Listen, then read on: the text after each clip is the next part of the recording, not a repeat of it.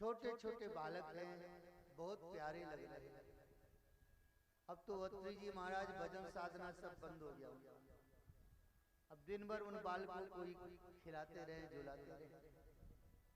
अरे भाई, जिनके लिए साधना तपस्या की जाती है वही बालक बन के आए हैं। अब तपस्या किसकी करें, क्यों करें?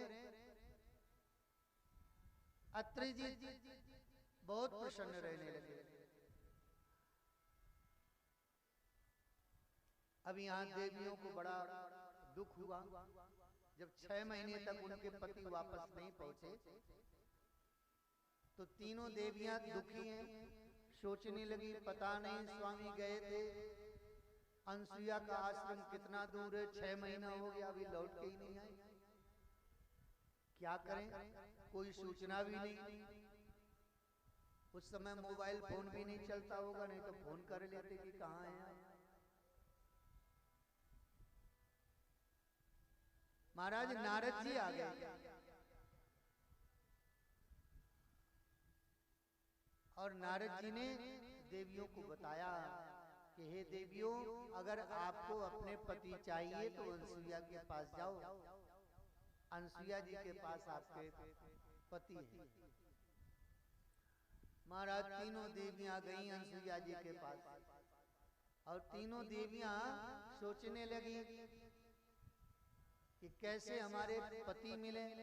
जैसे अनसुईया के आश्रम में गई, अनसुईया जी ने उन तीनों देवियों को अंदर बुलाया और पूछने लगी तुम कहाँ से आई हो। तीनों देवियों ने अपना अपना परिचय दिया। अनसुईया जी समझ गई, तो क्या आपके पति मेरे पास हैं क्या? हाँ हाँ मैया, आपके ही यहाँ है। कहाँ है? मेरे पास तो 3 बालक हैं, आपके पति तो है नहीं। और उन तीनों देवियों ने देखा तो उनके पति का स्वरूप दिख रहा। अनसुईया जी से कहा मैया यही है हमारे पति। तब अनसुईया जी को पता चला कि ये देवता हैं, साधु नहीं, ये महात्मा नहीं, ये तो देवता हैं। अब अनसुईया जी का और भाव बना। अनसुईया जी सोचने लगी कि देखो भगवान ने 3 बालक दिए, अब 3 बहुएं भी मिल गई।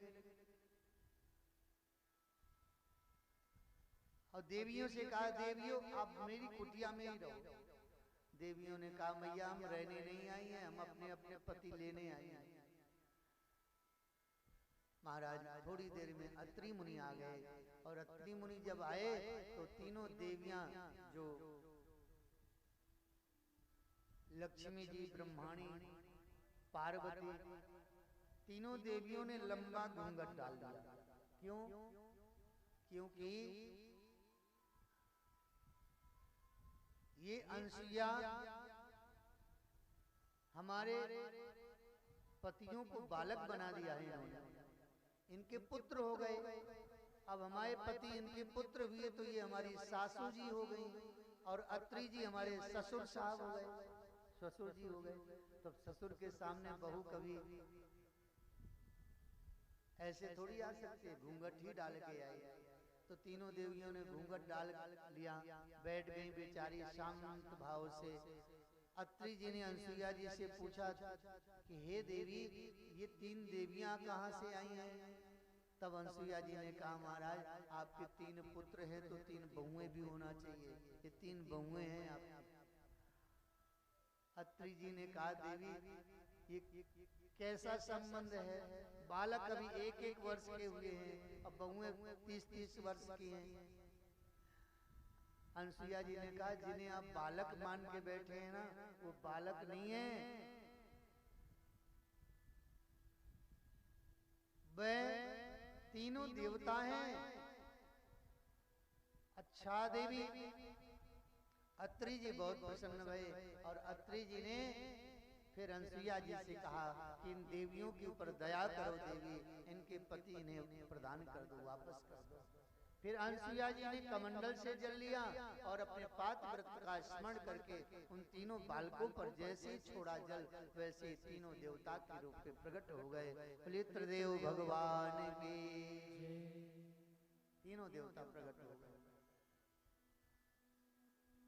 तीनों देवियों ने तीनों अपने अपने अपने पतियों का हाथ पकड़ा, जाने लगी तो अनसुईया जी अत्रि जी ने हाथ जोड़ करके कहा, आप कृपा करके थोड़ा रुकिए, हम आपकी कुछ सेवा स्वागत तो कर ले। और महारानी अनसुईया जी ने और अत्रि जी ने फिर उन तीनों देवताओं की पूजा करी, आरती करी और हाथ जोड़ करके निवेदन किया, हे नाथ, आपने हमें पुत्र सुख दिया है तो आप कृपा करके हमें पुत्र रूप में प्राप्त होइए। तीनों देवताओं ने कहा, हम शीघ्र आपके यहाँ पुत्र बन करके आएंगे। और तीनों देवता चले गए। वही तीनों देवता अनसुईया के गर्भ से पुत्र रूप में आए। ब्रह्मा जी के अंश से चंद्रमा का प्रकट हुआ,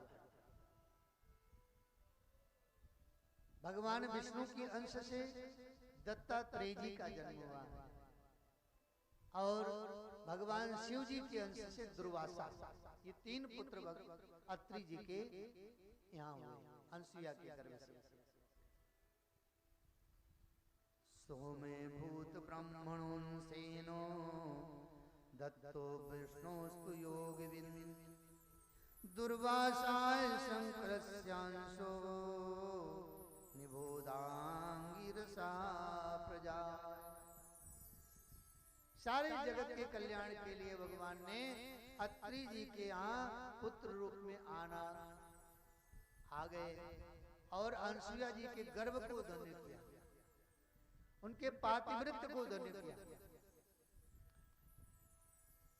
हमारे देश की माताएं बहनें अपने पातिव्रत्य के प्रभाव से देवताओं को भी जो चाहे सो बना सकती है।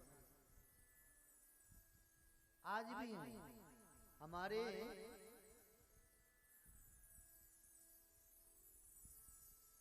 भारत की जो माताएं हैं, वो जिस भाव से भगवान को भजे, भगवान उसी भाव से प्राप्त हो जाता है। एक सहजोबाई थी, सहजोबाई, ये महाराष्ट्र की देवी है और ये गुरु भक्ति करती थी। गुरु जी के सामने भगवान को भी कुछ नहीं मानती, इतनी गुरु भक्ति इसके हृदय में थी कि एक दिन भगवान नारायण स्वयं उस सहजोबाई के दर्शन करने के लिए चले गए। बेचारी सहजोबाई कुटिया में है, भगवान बाहर खड़े हैं और बाहर खड़े होकर के आवाज लगा रहे हैं, मैया हमें आप दर्शन दीजिए। सहजोबाई ने कहा, आप खड़े रहिए थोड़ा देर, हम गुरु सेवा कर लें, गुरु जी की सेवा के बाद आपका दर्शन करेंगे। इसलिए गुरु जी का स्थान भगवान से ऊंचे बताया गया है, गुरु का पद। सहजोबाई ने कहा कि आप थोड़ा रुकिए प्रभु। और थोड़ी देर बाद जब सहजोबाई गई भगवान के पास तो भगवान बोले, सहजोबाई मैं योगियों को भी दुर्लभ हूं और तुम मुझसे इतना प्रतीक्षा कराई। बोले महाराज, गुरु जी की सेवा के पहले मैं कुछ नहीं जानती। अच्छा तो क्या मुझे बैठने को आसन नहीं दोगी? सहजोबाई ने कहा, मेरे पास आसन नहीं है, जगह नहीं है आपके लिए। बताइए, भगवान के लिए जगह नहीं उसके पास। सहजोबाई से भगवान बोले, देवी तुम ऐसे ही खड़ा रहो। बोले, आप खड़े रहिए या चले जाइए, आप जाना चाहें तो जा भी सकते हैं, मेरे पास आसन नहीं है दूसरा। एक आसन है, उस आसन में केवल मेरे गुरुदेव ही बैठते हैं और उस आसन में आपको नहीं बैठा सकती मैं। भगवान बोले, तो कोई बात नहीं, मत बैठा। अरे हमें स्वामी नहीं तो सेवक ही मान ले, हमें कोई सेवा ही बता दे। तो सहजोबाई ने कहा, सेवा अगर करना चाहते हैं तो मेरे गुरुदेव आएंगे, इस आसन में बैठेंगे तो आप उनको पंखा जलिएगा। आप मेरे गुरुदेव को पंखा करिए। और जब सहजबाई के गुरुजी बैठ गए आसन में तो भगवान ने पंखा करना प्रारंभ किया। आनंदित हो रहे हैं भगवान। कहने का तात्पर्य है कि इन माताओं ने जिस भाव से भगवान को बजा है, भगवान उसी भाव से उसी रूप में आकर के उनको प्राप्त हुए। परमात्मा कहते हैं मेरा कोई धर्म नहीं है, मेरी कोई प्रतिज्ञा नहीं है, मेरे भक्ति का जो धर्म है, मेरे भक्ति की जो प्रतिज्ञा है, मैं वैसा ही बन करके भक्त को प्राप्त होता हूँ। अत्रि जी के यहाँ भगवान ने पुत्र रूप में आकर के सुख प्रदान किया। महाराज मनु के ज्येष्ठ पुत्र हैं प्रियव्रत। महाराज मनु ने बहुत कहा पुत्र से कि तुम विवाह कर लो, लेकिन महाराज मनु के कहने के बाद भी प्रियव्रत ने विवाह नहीं किया। बोले हम नैष्ठिक ब्रह्मचारी रहेंगे। महाराज मनु ने विचार किया कि जब ज्येष्ठ पुत्र विवाह न करे तो कनिष्ठ पुत्र यानी छोटे का विवाह कर देना चाहिए। महाराज मनु ने अपने छोटे पुत्र उत्तानपाद का विवाह कर दिया। उत्तानपाद का विवाह सुनीति नाम की कन्या के साथ किया, जो धर्म परायण थी, जो निरंतर धर्म में स्थापित थी, जो धर्म के मार्ग पर चलने वाली थी, पति परायण थी। वह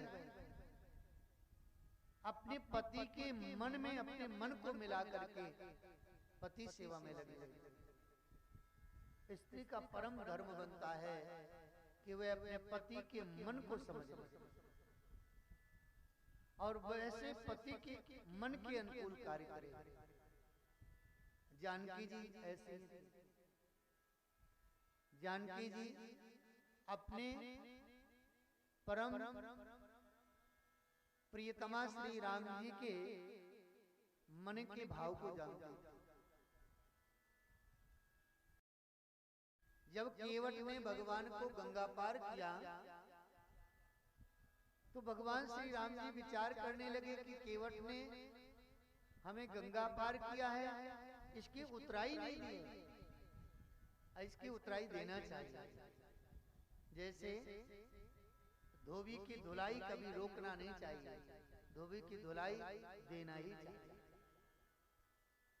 नाई के बालों की कटाई अवश्य देना चाहिए, तुरंत देना चाहिए। और केवट की नाव की उतराई तुरंत देना चाहिए।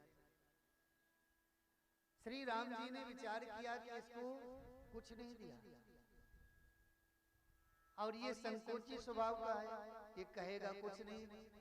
जानकी जी अपने स्वामी के मन के भाव को समझ गई कि प्रभु कुछ देना चाहते हैं केवट को, लेकिन इनके पास कुछ नहीं है। तो जानकी जी ने अपने स्वामी के मन के भाव को जान लिया। किसी पिए ही की जान निहारी, ये पिए ही की जान निहारी, सिए पिए ही की जान निहारी, ये पिए ही की जान निहारी, सिए पिए ही की जान निहारी, ये पिए ही की जान निहारी, मन मुदरी मन मुदते उतारी, मणि मुदरी मन मुझसे उतारी।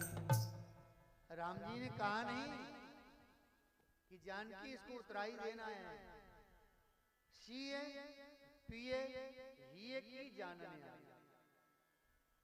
जानकी जी अपने स्वामी के मन के हृदय की बात को जान गई और तुरंत वो मणि जटित मुद्री उतार करके दिया और कहा कि प्रभु आप उतराई दे दीजिए। ये है पतिव्रता स्त्री के स्वभाव कि जो पति के मन को जान ले। हमारी माताओं में ये गुण है।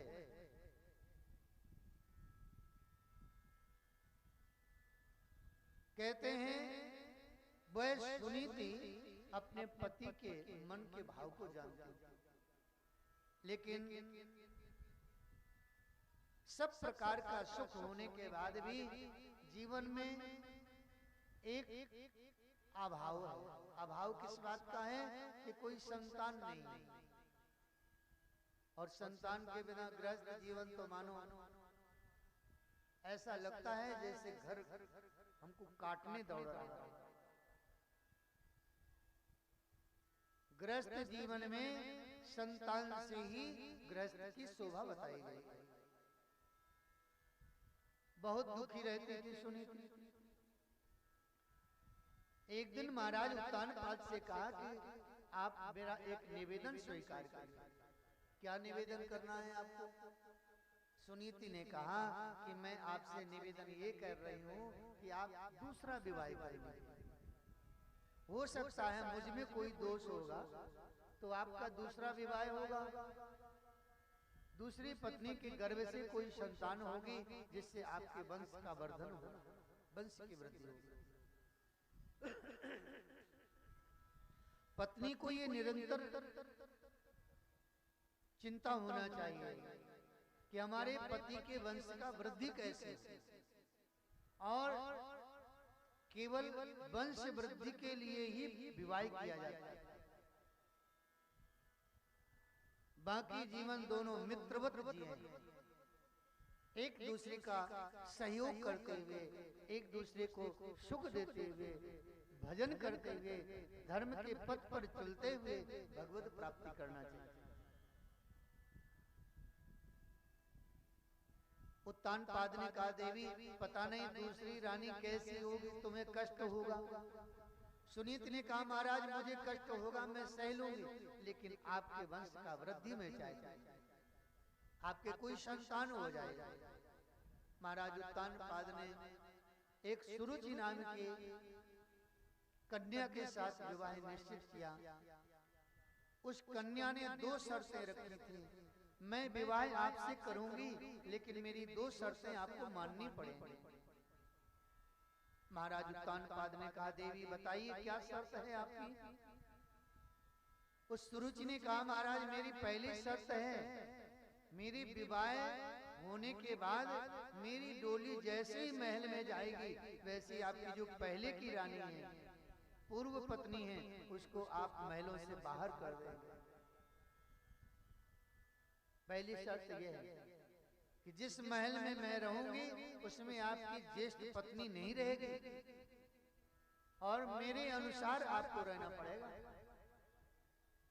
दूसरी शर्त यह है, हो सकता है भविष्य में कि मेरे संतान हो और आपकी ज्येष्ठ पत्नी के संतान हो, तो आप मुझे वचन दीजिए कि मेरा पुत्र ही आपके राजगद्दी का अधिकारी होगा। महाराज उत्तानपाद ने दोनों वचन मान लिए। विवाह हुआ, और विवाह होकर के जैसे ही सुरुचि महलों में आई, सुनीत को महलों से बाहर एक झोपड़ी बना करके, एक कुटिया बना करके उसमें रख दिया गया। अब सुरुचि का शासन चलने लगा। सुनीत बेचारी महलों में रहने वाली आज झोपड़ी में रह रही है, फिर भी उसके मन में दुख नहीं हुआ। देखिए परमात्मा की भक्ति का प्रभाव यही है। हम आपको दुख कब होता है? जब हम भक्ति नहीं करते हैं और संसार की व्यवस्था को ही महत्ता देते हैं कि ये ही सब कुछ है। कभी आपको अच्छे सुख सुविधाएं मिल जाएं तो आप बहुत सुखी मत होना, क्योंकि वो सुख सुविधाएं नाशवान है, कभी वो नष्ट हो जाएंगी। महारानी सुनीति जानती है कि वो महल भी शाश्वत नहीं है, ये झोपड़ी भी शाश्वत नहीं है, वो महल भी नष्ट होगा, ये झोपड़ी भी नष्ट होगी। ना हमें महल से कोई आसक्ति होनी चाहिए, ना झोपड़ी से किसी प्रकार से कोई मन में दुख होना चाहिए। जीवन यापन करना है। ये हमारा जीवन की यात्रा तो हो ही रही है, जीवन की यात्रा तो हो ही रही है ना। आप महल में रहेंगे तो भी आपको मृत्यु छोड़ेगी नहीं, और झोपड़ी में रहेंगे तो भी मृत्यु आपको छोड़ेगी नहीं। आप कहीं भी रहेंगे तो मृत्यु से तो आप बच नहीं सकते। आप सब जगह सब कुछ लिखा हुआ देखेंगे, यहाँ पर थूकना मना है, लिख देते हैं लोग। यहाँ पर पेशाब करना मना है, लिख देते हैं ना। यहाँ पे गाड़ी खड़ी करना मना है, यहाँ पे बैठना मना है, लेकिन कहीं पर आपने लिखा हुआ नहीं देखा होगा कि यहाँ मरना मना है। कहीं लिखा हुआ मिला कि यहाँ मरना मना है, क्योंकि वो सत्य है, वो कहीं भी हो सकता है। चाहे झोपड़ी में रहिए या आप महल में रहिए। बस सुनीति के मन में था कि मेरे स्वामी प्रसन्न रहे, मेरे स्वामी का वंश बढ़े। भजन करते थे, मस्ती से रहते थे।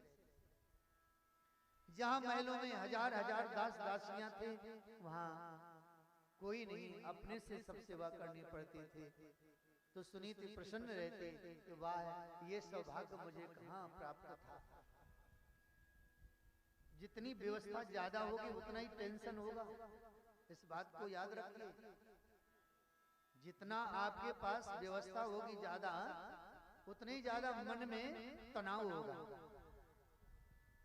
आपको 10 करोड़ रुपए दे दिए जाएं, आपके सिरहाने रख दिया जाए और कह दिया जाए शांति से सो जाओ, ये तुम्हारे रुपया है, आराम से सो जाओ, तो 10 करोड़ रुपया आप रात भर गिनती करेंगे, रात भर नींद नहीं आएगी। पता नहीं सो जाए कोई उठा के ले जाए, और आपके पास कुछ नहीं है, फक्कड़ है, तो आप चैन से सोएंगे। आपको बेफिक्र नींद आएगी, कोई चिंता नहीं, कोई तनाव नहीं। तो बताओ वो धन अच्छा है कि निर्धन अच्छा है? अरे भैया, सुख के लिए सब कुछ किया जाता है ना।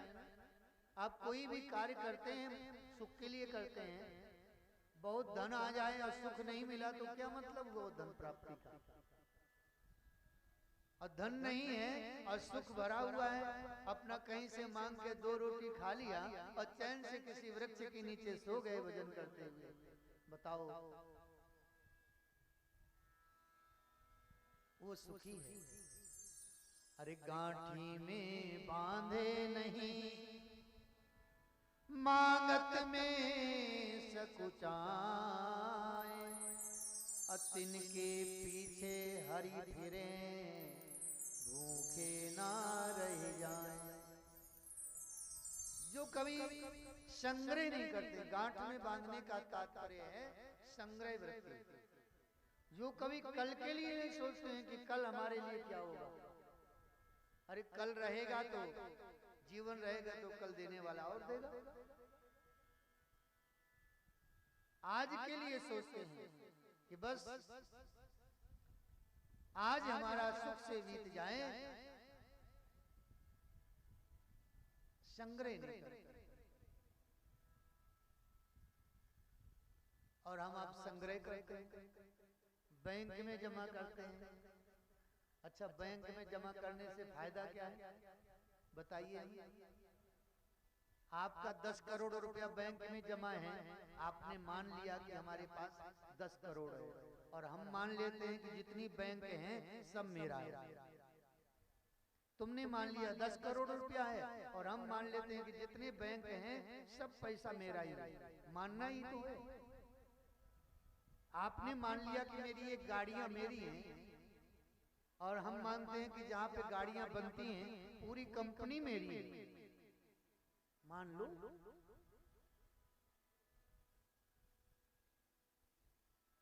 आप मानते हैं कि हमारे 2 पुत्र हैं, और हम मान लेते हैं कि संसार में जितने पुत्र हैं सब हमारी हैं।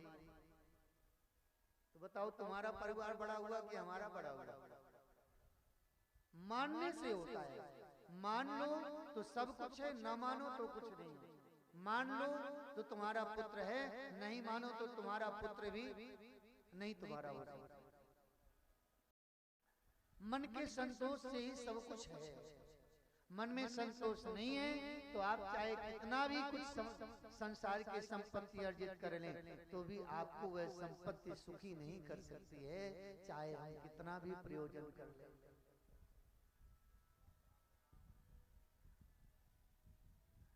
सबसे उत्तम बात तो है कि जिस धन में रह करके हम भगवान का भजन कर सकें वह उत्तम धन है, और हमारा विवेक जागृत रहे, हम उत्तम कहलाए।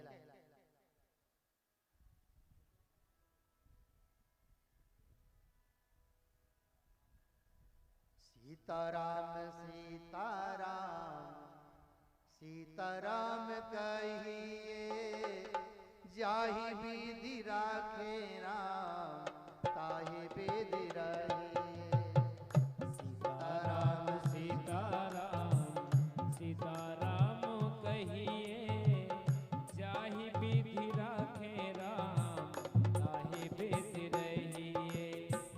सीताराम सीताराम सीताराम कहिए, जाहि विधि राखे राम ताहि विधि रहिए। सीताराम सीताराम सीताराम कहिए, जाहि विधि राखे राम ताहि विधि रहिए।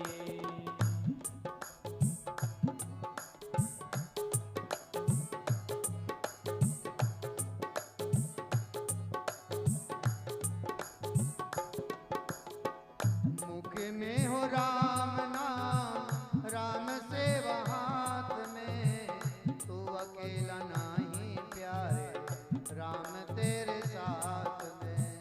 तू अकेला नाही प्यारे, राम तेरे साथ में। तू अकेला नाही प्यारे, राम तेरे साथ में। मुख में हो राम नाम, राम सेवा हाथ में, तू अकेला नहीं प्यारे, राम तेरे साथ में। तू अकेला नाही प्यारे, राम तेरे साथ में। विधि का विधान जान, विधि का विधान जान, हानि लाभ सहिए, जाहि विधि राखे राम ताहि विधि रहिए। सीताराम सीताराम सीताराम कहिए, जाहि विधि राखे राम ताहि विधि रहिए। सीताराम सीताराम सीताराम कहिए, जाहि विधि राखे राम ताहि विधि रहिए।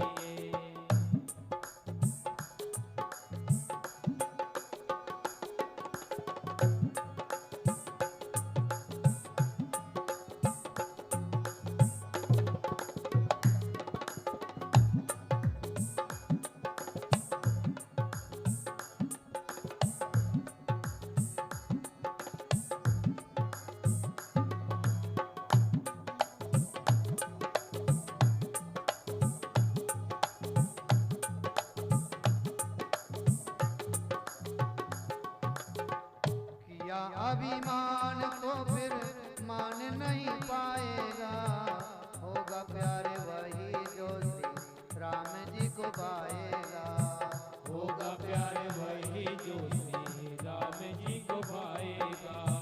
होगा प्यारे वही जो श्री राम जी को भाएगा।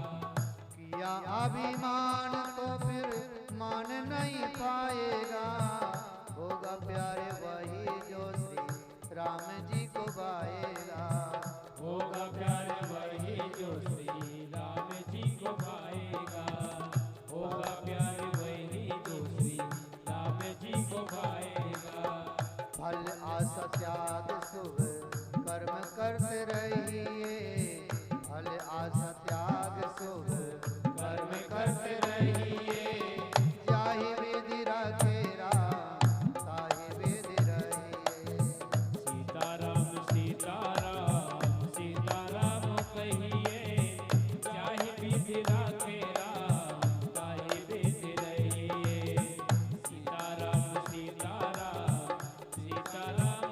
कहिए, जाहि विधि राखे राम ताहि विधि रहिए।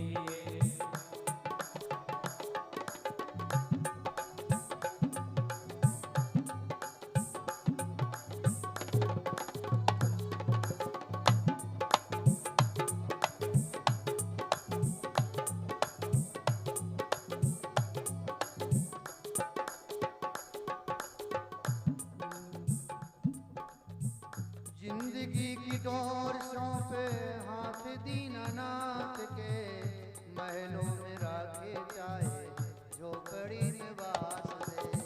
महलों में राखे चाहे झोपड़ी में वास दे, महलों में राखे चाहे झोपड़ी में वास दे। जिंदगी की डोर सौंप हाथ दीनानाथ के, महलों में राखे चाहे झोपड़ी में वास दे। महलों में राखे चाहे झोपड़ी में वास दे, महलों में राखे चाहे झोपड़ी में वास दे। धन्यवाद निर्विवाद, धन्यवाद निर्विवाद, राम राम कहिए, जाहि विधि राखे राम ताहि विधि रहिए। सीताराम सीताराम सीताराम कहिए, जाहि विधि राखे राम ताहि विधि रहिए। सीताराम सीताराम सीताराम कहिए, जाहि विधि राखे राम ताहि विधि रहिए।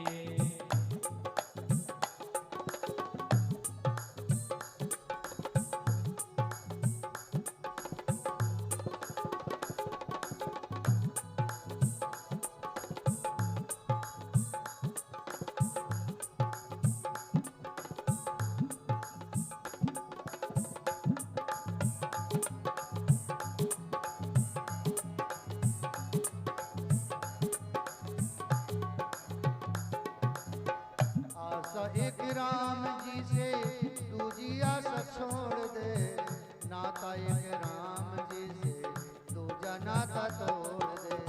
नाता एक राम जी से दूजा नाता तोड़ दे, नाता एक राम जी से दूजा नाता तोड़ दे।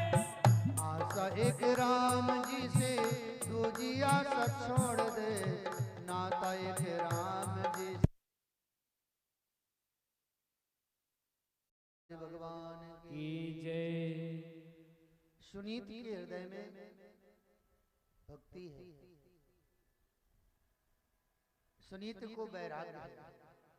घर में रह करके भी बैरागी बनना चाहिए, गृहस्थ में रह करके भी पूर्ण त्यागी बनना चाहिए। किसी के पास संपत्ति नहीं है, वो कहे हम त्यागी हैं, तो काहे के त्यागी, है ही नहीं कुछ। किसी की संपत्ति छुड़ा ली गई है और वो कहे हम त्यागी हैं, वो काहे का त्यागी। किसी के पास संपत्ति खूब है, फिर भी उससे वो पूर्ण वैराग्य है, उसको उसमें आसक्ति नहीं है, उसमें ममता नहीं है, उसमें मोह नहीं है, वही पक्का त्यागी है। उसी को भगवान मिलते हैं। हम कितना भी घर द्वार परिवार छोड़ के साधु बन के रहे, अगर मन में मोह ममता है, मन में आसक्ति है, मन में संसार का विषय भरा हुआ है, तो फिर हमें भगवत प्राप्ति नहीं हो सकती। भगवत प्राप्ति तो तभी होगी जब हमारा हृदय पूर्णतः विकार रहित हो, मोह रहित हो, ममता रहित हो, वासना रहित हो, संसार का कोई भी सुख के प्रति कोई महत्व बुद्धि ना हो, तभी भगवत प्राप्ति हो सकती। सुनीति महलों से झोपड़ी में रहने लगी तो भी हृदय प्रसन्न है। मन में सकारात्मक सोच है उसकी। अच्छा, महलों में रहती थी, दास दासियां थी, मैं भजन नहीं कर सकती। झोपड़ी में अकेले हैं, अब भगवान ने अवसर दिया है, अब खूब भजन करो मस्त। ना कोई जिम्मेवारी, झोपड़ी है, अपना झाड़ू पोछा लगाओ, भजन करो। समय बीता और वह समय आया कि सुनीति के गर्भ से सुंदर बालक का जन्म हुआ और वहां महलों में सुरुचि के गर्भ से भी बालक का जन्म हुआ। दोनों देवियों के संतान हुए और दोनों बालक धीरे धीरे बड़े हुए। दोनों का नामकरण हुआ। सुनीति के पुत्र का नाम रखा गया ध्रुव। बोलिए ध्रुव जी महाराज की जय।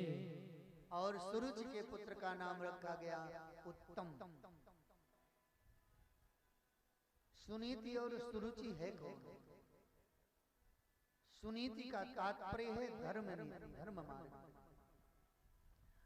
जो धर्म के मार्ग पर निरंतर चलता है उसको कहते हैं सुनीति। नीति, जो नीति मार्ग पर चले उसको सुनीति कहते हैं। और सुरुचि, जो अपने रुचि पर चले, अपने मन के अनुसार कार्य करे, अपनी इच्छा के अनुसार कार्य करे, उसको सुरुचि कहते हैं। जैसा शास्त्रों ने बताया है उसके अनुसार, जो शास्त्र के मार्ग के बताए हुए अनुसार जो चलता है उसको सुनीति कहते हैं। और जो अपने मन के अनुसार चले, जब मन में आवा तो भोजन बनाया, जब मन में आया तो खाया, जब मन में आया तो जो जैसा मन किया वैसा। किसी की बात माननी नहीं है, किसी की आज्ञा का पालन नहीं करना है, अपने से बड़ों का कोई सम्मान नहीं करना है, अपने मन में जो आवे वो किया जाए उसको सुरुचि कहते हैं। और ऐसे अपनी इच्छा पर जीने वाले के संतान रूपी फल तो होता है, लेकिन उत्तम, देखने में उत्तम होता है, लेकिन उससे उसको सुख नहीं मिलता है। और सुनीति जो सुंदर नीति मार्ग पर चलती हैं, जो धर्म पथ पर चलती हैं, जो अपने से बड़ों की आज्ञा पर जीती हैं, जो उनके अनुशासन में रहते हैं, जो उनका सम्मान करते हैं, ऐसे देवियों के गर्भ से जब सुंदर बालक का जन्म होता है तो वह ध्रुव होता है, जिसका कभी नाश नहीं होता है, जिसका कभी अंत नहीं होता है और सबको सुख देता है। दोनों बालक हुए और दोनों की शिक्षा दीक्षा हुई, पढ़ करके थोड़ा सयाने रहे। एक दिन दोनों बालक खेलते हुए अपने महलों में चले गए। महलों में पिताजी महाराज उत्तानपाद सिंहासन में बैठे हैं।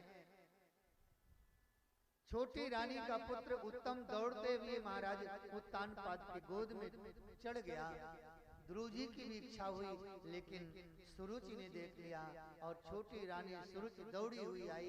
उसने ध्रुव जी को बाएं पकड़ करके सिंहासन से नीचे उतार दिया।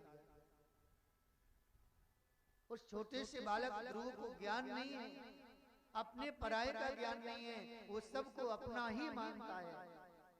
संस्कार है, संस्कारवान बालक है, जिसमें कभी भेद नहीं आया, जिसके हृदय में किसी प्रकार का द्वेष नहीं है, जिसके मन में कभी किसी प्रकार का कोई विकार नहीं है। ऐसे ध्रुव नाम के बालक को सुरुचि ने महलों से धक्का मारा और कहा, जा निकल जा यहाँ से, इस महल में तेरा कोई अधिकार नहीं है। अगर इस महल में ही रहना चाहता है, महाराज की गोद में बैठना चाहता है, तो जाओ वन में और कठोर तपस्या करके उस परमात्मा को प्रसन्न करो और उससे वरदान मांगो। क्या वरदान मांगो? उससे कहो कि मेरा जन्म सुरुचि माँ के गर्भ से हो। जब मेरी कोख से तेरा जन्म होगा तब महाराज की गोद में बैठने का अधिकार प्राप्त करो। ध्रुव जी बहुत दुखी। ध्रुव जी को इस बात का दुख नहीं कि मेरा अपमान कर दिया माँ ने। ध्रुव जी मन ही मन सोच रहे हैं कि योगी जन कठोर साधना करते हैं, तपस्या करते हैं और उसका फल है कि जन्म मरण के चक्र से जीव मुक्त हो जाए। तपस्या इसीलिए किया जाता है ना, इस भवसागर से मुक्त हो जाए। हमारा संसार में जन्म नहीं होगा, जन्म नहीं होगा तो मरण नहीं होगा। हम इसीलिए तपस्या करते हैं भगवान की। लेकिन ये मेरी माँ कह रही है कि भगवान की तपस्या करो और तपस्या करके वरदान मांगो कि मेरी कोख से जन्म हो। क्या इसकी कोख इतनी बड़ी भागी है? यानी परमात्मा की तपस्या का अपमान, ध्रुव जी महाराज रोते हुए माँ के पास गए। महारानी सुनीति ने अपने छोटे पुत्र नन्हे से बालक ध्रुव को देखा और गोद में उठा लिया। दीर्घम स्वसंति ब्रजिनस्य पारम अपश्यति बालक वायवाला मां मंगलम तात परे सुमंस्था भुंक्ते जनो यत् पर दुख दस्तत्। दीर्घम स्वसंति ब्रजनस्य पारम, वह नन्हा सा बालक लंबी लंबी सांस लेकर के रुदन कर रहा है। महारानी सुनीति ने अपने छोटे से बालक ध्रुव को गोद में उठाया, हृदय से लगाया और सर में हाथ फेरने लगे, दुलार करने लगे। लेकिन वो लंबी लंबी सांस ले रहा है, सिसकियां ले रहा है। जैसे किसी बालक को जब माँ मार देती है और फिर गोद में लेती है तो बालक जल्दी चुप नहीं होता है, रोना तो बंद कर देता है लेकिन उसकी सिसकियां चलती रहती है। ऐसे ही उस महारानी सुनीति के गोद में ध्रुव जी सिसकियां ले रहे हैं। महारानी सुनीति ने पूछा, बेटा ध्रुव क्यों रो रहे हो? महारानी सुनीति ने सोचा होगा खेल में किसी ने मार दिया होगा बालक है। बालकों को तो जानते ही हैं, झगड़ा करते हैं, लेकिन ध्रुव कभी झगड़ा नहीं करता। ध्रुव कभी बालकों के साथ खेलता नहीं था।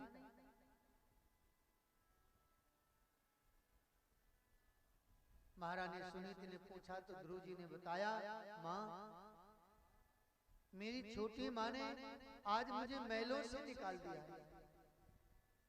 क्या मैं इतना अभागा हूं? महाराज पिताश्री की गोद में मैं बैठना चाहता था, क्या मेरे वो पिता नहीं है? माँ आखिर मुझे मेरी माँ ने क्यों महलों से मुझे धक्का देकर के बाहर निकाल दिया? मैंने कौन सा अपराध किया? सुनीति ने गोद में उठाया बालक को और कहा, बेटा तूने अपराध ये किया है कि तूने मेरे कोख से जन्म लिया, तेरा अपराध ये है। अब तू बेटा चिंता मत कर, ये जीने मरने वाले पिता हैं, ये तुझे सुख नहीं दे पाएंगे। तो उस परम पिता की गोद में बैठ, जिसकी गोद में बैठने के बाद कभी उतारा नहीं जाता है। और ध्रुव जी महाराज जी को महारानी सुनीति ने ज्ञान दिया, पुत्र तेरी छोटी माँ तेरा बहुत हित चाहती है। तेरी छोटी माँ ने मालूम है क्या किया है? तू अगर पिता के गोद में बैठता, फिर पिता के गोद में बैठने के बाद सिंहासन में बैठता, सिंहासन में बैठता तो फिर आपको उसकी लालसा बढ़ती, फिर राज्य में राजकुमार बनने की लालसा होती, युवराज बनने की लालसा होती और फिर ये संसार के मोह में फंस जाता। छोटी माँ ने आज तुझे उससे मुक्त कर दिया है और कहा है जाओ भजन करो भगवान का। पुत्र अब तुम केवल परमात्मा का भजन ही करो, उसी में तुम्हारा कल्याण है और तेरा ही कल्याण नहीं, उसमें मेरा भी कल्याण है। जब पुत्र भजन करता है, पुत्र भगवत प्राप्ति करता है तो माँ को भगवान पहले ही मुक्त करते हैं। कि पुत्रवती जुगती जग सोई, पुत्रवती जग सोई, पुत्रवती जुगती जग सोई, पुत्रवती जुगती जग सोई, पुत्रवती जुगती जग सोई, पुत्रवती जुगती जग सोई, रघुपति भगत जासु सुत होई, रघुपति भगत जासु सुत होई। वह माँ वास्तव में पुत्रवती, धन्यवाद है उसको कि जिसने रघुनाथ जी के भक्त को जन्म दिया। अगर भगवान का भक्त किसी माँ का पुत्र हो जाता है तो वह पुत्र 21 पीढ़ी का उद्धार करता है। 21 पीढ़ी, 7 पीढ़ी पिता के वंश की, अपने वंश पीछे, और 7 पीढ़ी आगे की, और 7 पीढ़ी अपने माँ की, ननिहाल की वंश को तार देता है। ध्रुव जी को ज्ञान दिया महारानी सुनीति ने और कहा, पुत्र तूने मेरी कोख से जन्म लिया है, मेरे दुग्ध का पान किया है, इसलिए मैं तुझे कह सकती हूँ कि तुम क्षत्रिय कुमार हो, तुम तपस्या करके भगवत प्राप्ति करके ही वापस लौटना, चाहे प्राण चले जाएं, अगर भगवत प्राप्ति ना की हो तो वापस नहीं आना। माँ हो तो सुनीति जैसी 5 वर्ष के बालक को वन भेज दिया। और ध्रुव जी भी माँ को प्रणाम किए। महारानी सुनीति ने कहा, मुझे ही नहीं, जिस माँ ने तुम्हें वैराग्य दिया है उस छोटी माँ को भी प्रणाम करो। ध्रुव जी सुरुचि के चरणों में प्रणाम करते हैं। सुरुचि ने कहा, क्यों, क्या बात है? ध्रुव जी बोले, मैं जा रहा हूं वन तपस्या करने, आपने कहा है ना हम तपस्या करेंगे। सुरुचि प्रसन्न है, ये छोटा सा बालक बन जाएगा, तपस्या करेगा। ये क्या तपस्या करेगा? अरे जंगल में बड़े बड़े बाघ, हिंसक पशु रहते हैं, इसको खा जाएंगे और फिर मेरा पुत्र निष्कंटक राज्य करेगा। ध्रुव जी चल पड़े, मस्ती है हृदय में।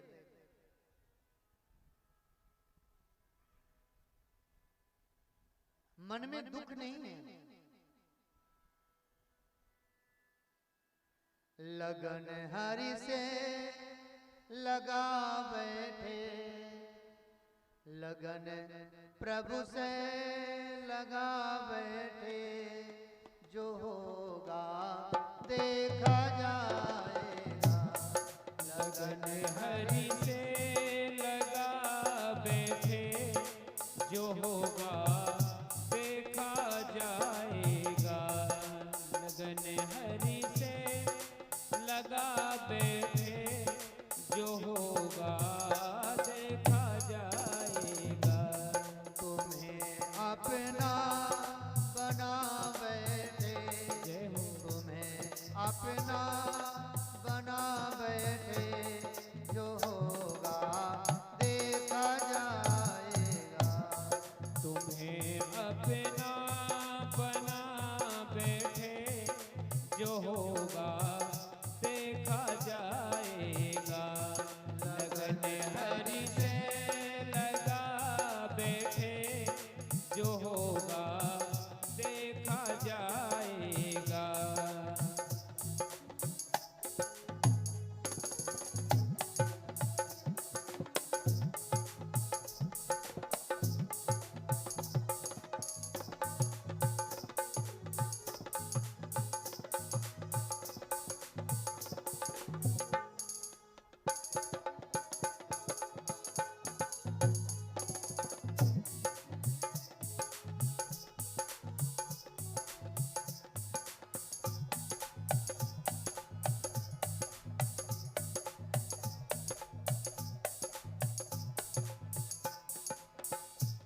कभी दुनिया से डरते थे तो छुप छुप याद करते थे, तो छुप छुप याद करते थे।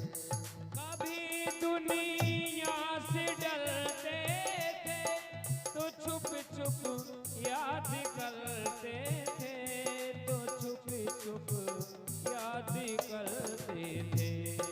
कभी दुनिया से डरते थे तो छुप छुप याद करते थे, तो छुप छुप याद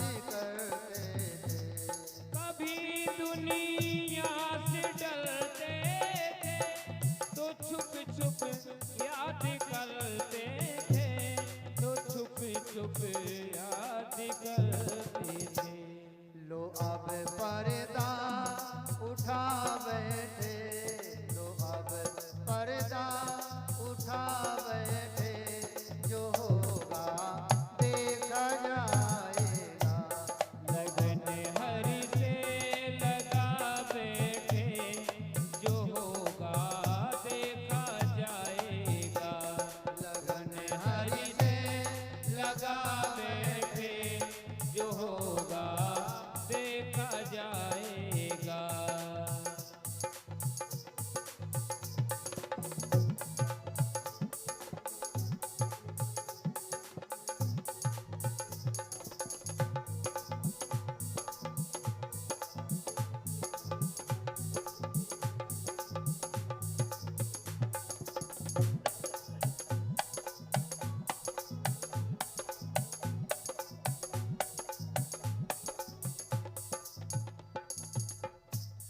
दीवाने बन गए तेरे, तो फिर दुनिया से क्या मतलब, तो फिर दुनिया से क्या मतलब।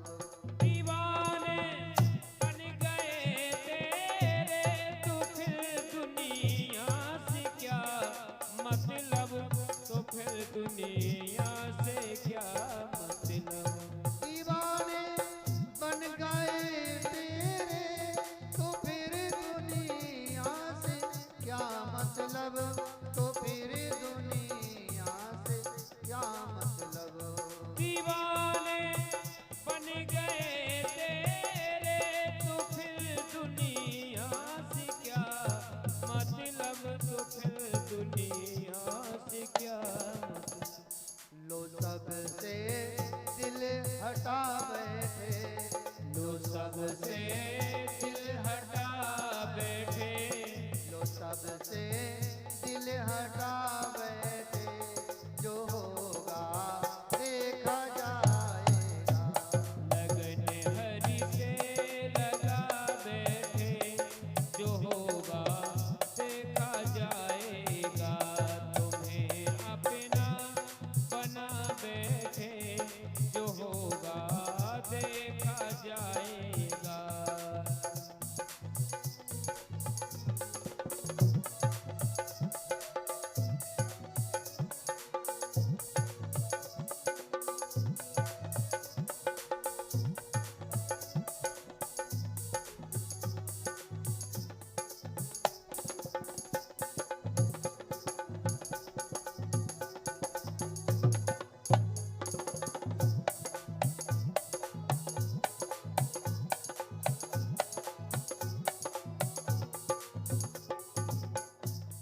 कभी ये ख्याल था दुनिया हमें बदनाम कर देगी, हमें बदनाम कर देगी। कभी ये ख्याल था दुनिया हमें बदनाम कर देगी, हमें बदनाम कर देगी।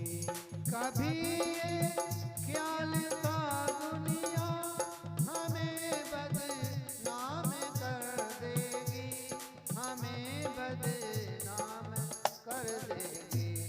कभी ये ख्याल था दुनिया हमें बदनाम कर देगी, हमें बदनाम कर देगी।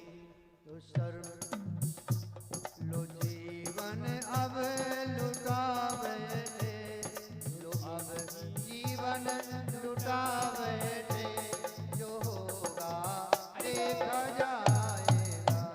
लगन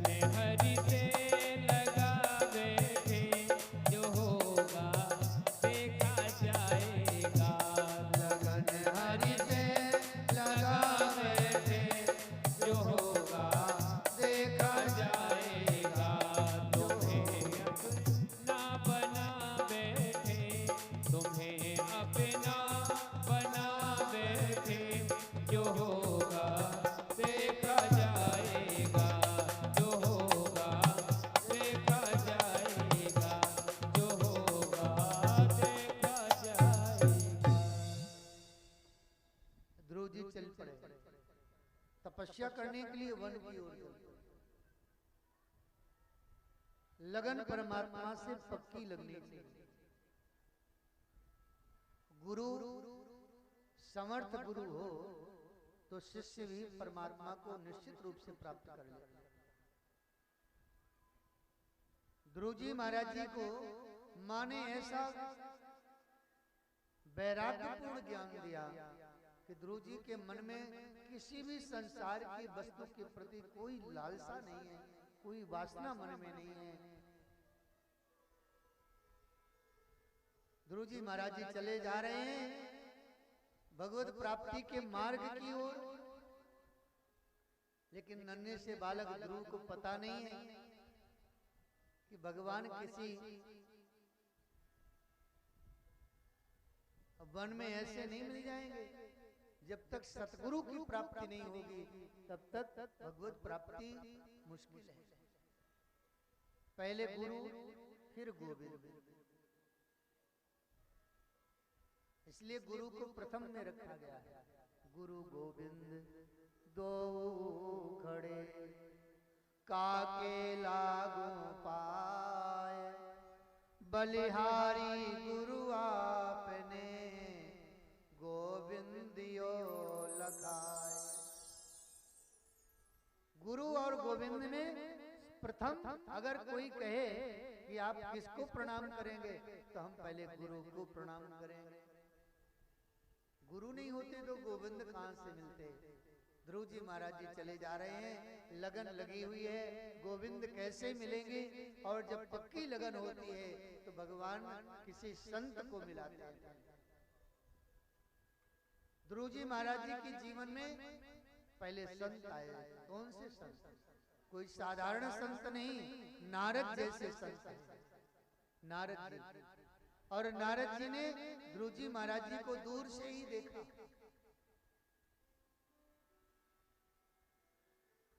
और ध्रुव जी ने नारद जी को देखा।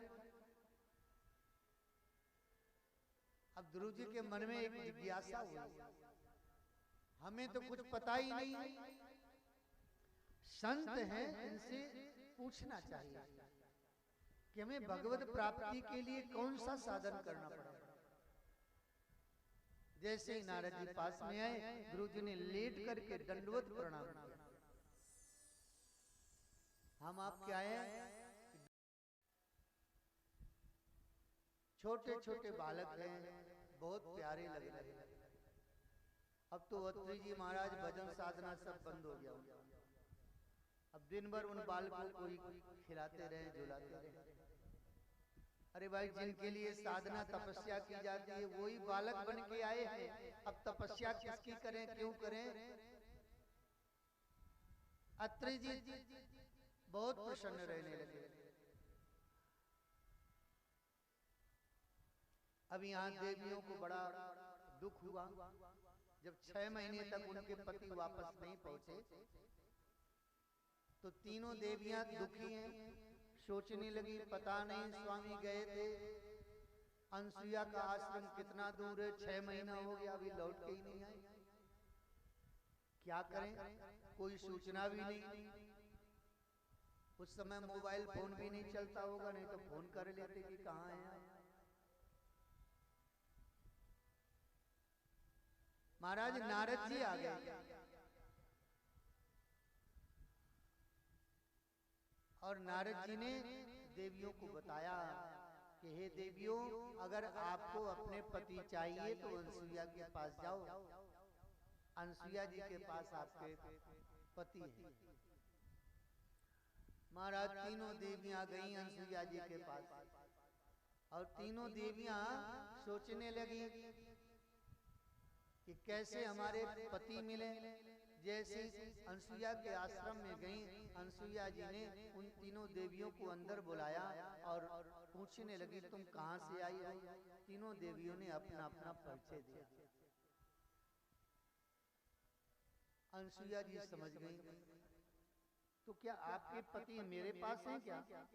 हाँ हाँ मैया, आपके ही यहाँ है। कहाँ है? मेरे पास तो 3 बालक हैं, आपके पति तो है नहीं।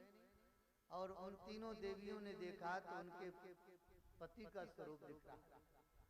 अनसुईया जी से कहा मैया यही है हमारे पति। तब अनसुईया जी को पता चला कि ये देवता हैं, साधु नहीं, ये महात्मा नहीं, ये तो देवता हैं। अब अनसुईया जी का और भाव बना। अनसुईया जी सोचने लगी कि देखो भगवान ने 3 बालक दिए, अब 3 बहुएं भी मिल गई।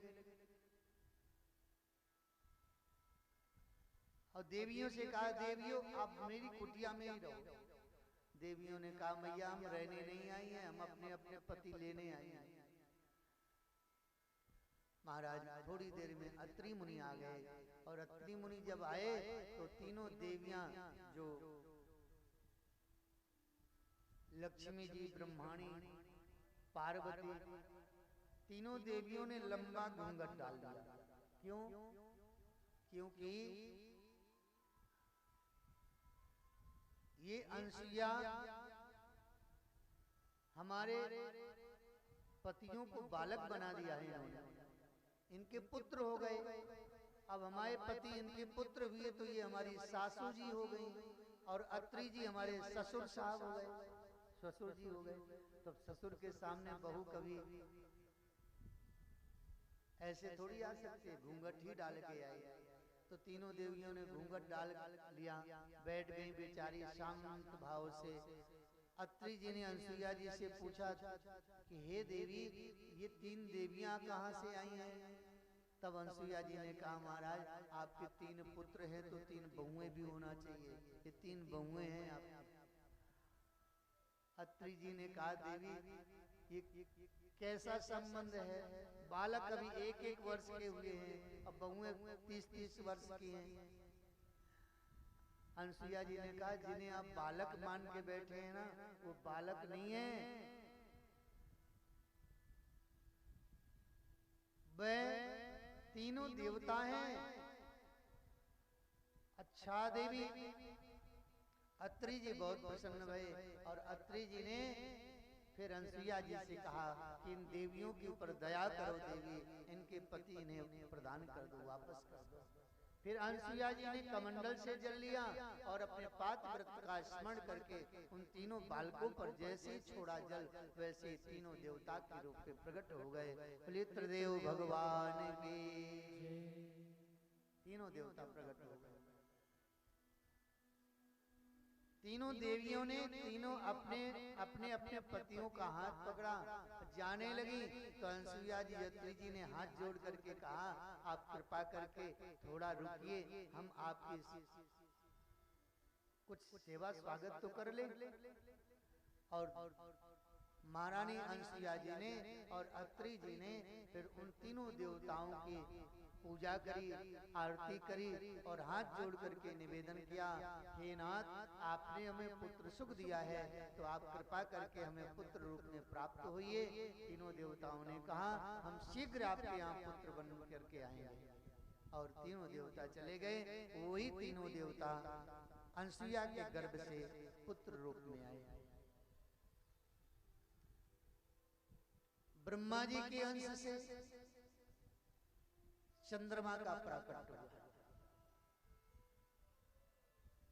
भगवान विष्णु के अंश से दत्तात्रेय जी का जन्म हुआ, और भगवान शिव जी के अंश से दुर्वासा। ये 3 पुत्र अत्रि जी के यहाँ हुए अनसुईया के गर्भ से। सोमे भूत ब्रह्मणों सेनो दत्तो विष्णुस्तु योगविन् दुर्वासाय शंकरस्यांशो निबोधांगिरसा प्रजा। सारे जगत के कल्याण के लिए भगवान ने अत्रि जी के यहाँ पुत्र रूप में आना आ गए, और अनसुईया जी के गर्भ को धन्य किया, उनके पातिव्रत्य को धन्य किया। हमारे देश की माताएं बहनें अपने पातिव्रत्य के प्रभाव से देवताओं को भी जो चाहे सो बना सकती है। आज भी हमारे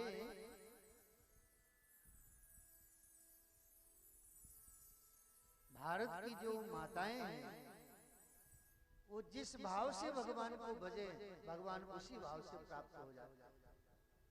एक सहजोबाई थी, सहजोबाई, ये महाराष्ट्र की देवी है। और ये गुरु भक्ति करती थी, गुरु जी के सामने भगवान को भी कुछ नहीं मानती। इतनी गुरु भक्ति इसके हृदय में थी कि एक दिन भगवान नारायण स्वयं उस सहजोबाई के दर्शन करने के लिए चले गए। बेचारी सहजोबाई कुटिया में है, भगवान बाहर खड़े हैं और बाहर खड़े होकर के आवाज लगा रहे हैं, मैया हमें आप दर्शन दीजिए। सहजोबाई ने कहा आप खड़े रहिए थोड़ा देर, हम गुरु सेवा कर लें, गुरु जी की सेवा के बाद आपका दर्शन करेंगे। इसलिए गुरु जी का स्थान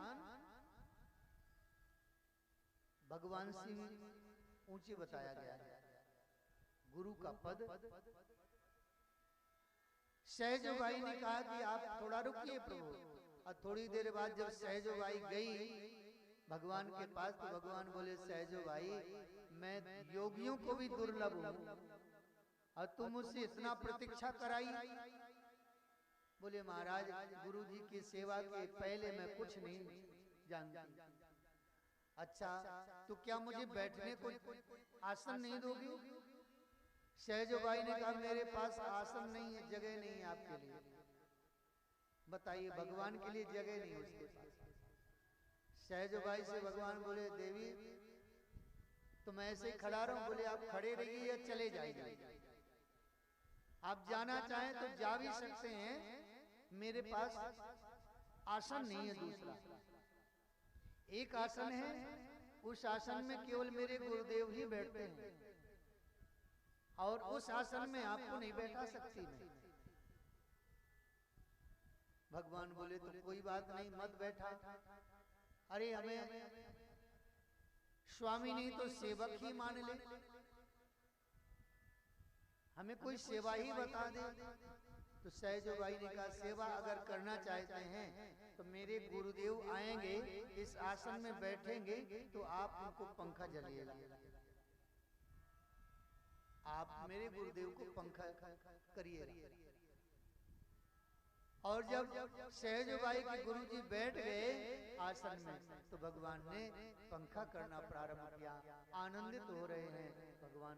कहने का तात्पर्य है कि इन माताओं ने जिस भाव से भगवान को भजा है, भगवान उसी भाव से उसी रूप में आकर के उनको प्राप्त हुए।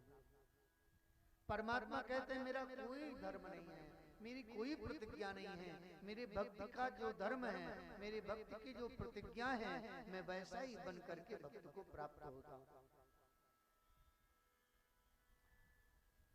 अत्रि जी के यहाँ भगवान ने पुत्र रूप में आकर के सुख प्रदान किया। महाराज मनु के ज्येष्ठ पुत्र हैं प्रियव्रत। महाराज मनु ने बहुत कहा पुत्र से कि तुम विवाह कर लो, लेकिन महाराज मनु के कहने के बाद भी प्रियव्रत ने विवाह नहीं किया। बोले हम नैष्ठिक ब्रह्मचारी रहेंगे। महाराज मनु ने विचार किया कि जब ज्येष्ठ पुत्र विवाह न करे तो कनिष्ठ पुत्र यानी छोटे का विवाह कर देना चाहिए। महाराज मनु ने अपने छोटे पुत्र उत्तानपाद का विवाह कर दिया। उत्तानपाद का विवाह सुनीति नाम की कन्या के साथ किया, जो धर्मपरायण थी, जो निरंतर धर्म में स्थापित थी, जो धर्म के मार्ग पर चलने वाली थी, पति परायण थी। वह अपने पति के मन में अपने मन को मिला करके पति सेवा में लगी रही। स्त्री का परम धर्म बनता है कि वह अपने पति के मन को समझे। और वैसे पति के मन के अनुकूल कार्य करेगा। जानकी जी ऐसे ही थी। जानकी जी अपने परम प्रियतमा श्री राम जी के मन के भाव को जानते थे।